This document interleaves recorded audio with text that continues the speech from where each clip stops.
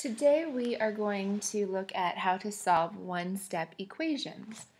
And we are going to begin this by looking at the difference between an expression and an equation. So an expression is like a mathematical phrase that's representing one quantity, whereas an equation is a mathematical sentence that shows that one quantity is equal to another quantity on the other side of the equal sign. Now, in an expression, there are many values of y that are possible. But in an equation, there is only one value of y that makes this sentence true. So it's important that we understand in the process of solving one-step equations that the equal sign means a balance, meaning that anything that happens on one side of the equation must happen on the other.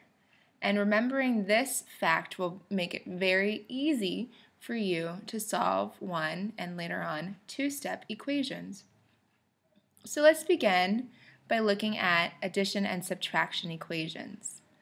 In example number 1, we have x plus 14 equals 20. So our objective is always to get our x isolated or by itself, because we don't want to know what x plus 14 is equal to. We want to know what x is equal to. So what we need to do is the opposite of what was added or subtracted from the variable. But don't forget, the equal sign means a balance. So whatever we do to one side, we must always do to the other side. So if it's x plus 14, we will subtract 14 from this side. And if we subtract from 14 from this side, we are left simply with x. And if I've subtracted 14 from the left side, I must do the same on the right side of the equation. And 20 minus 14 is 6. So that means that x is equal to 6.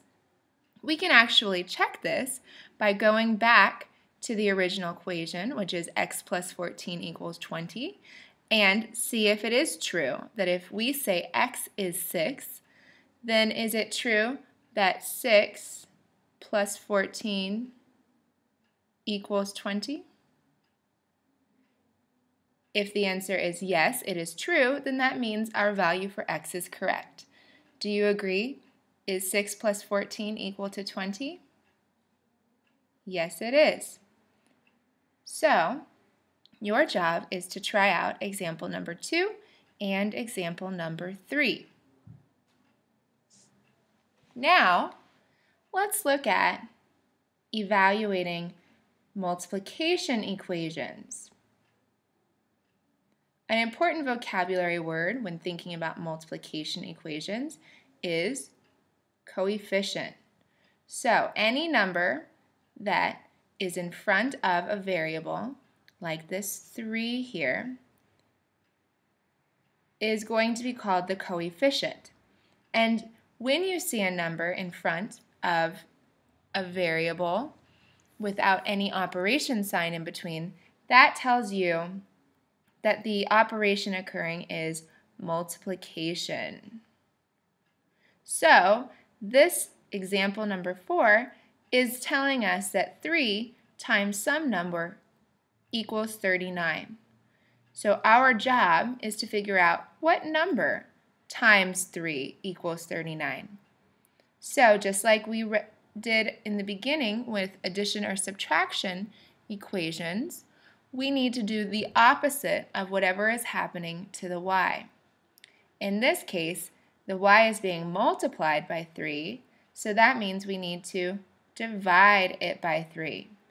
But we can't just divide one side, we need to divide both sides by the coefficient. So, if we're multiplying y by 3, then that means I need to divide 3y by 3, and 3 divided by 3 gives us 1, which means that now we just have y on this side. And if I've multiplied the first side by 3, I need to do, and by multiply I mean divide, we need to divide the other side by 3. And so 39 divided by 3 is going to give us 13.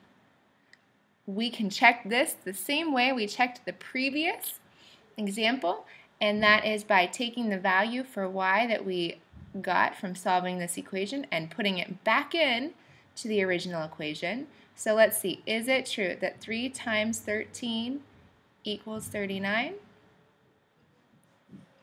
And the answer is yes, so that means we've done it correctly. Now your job is to try out example 5 and example 6.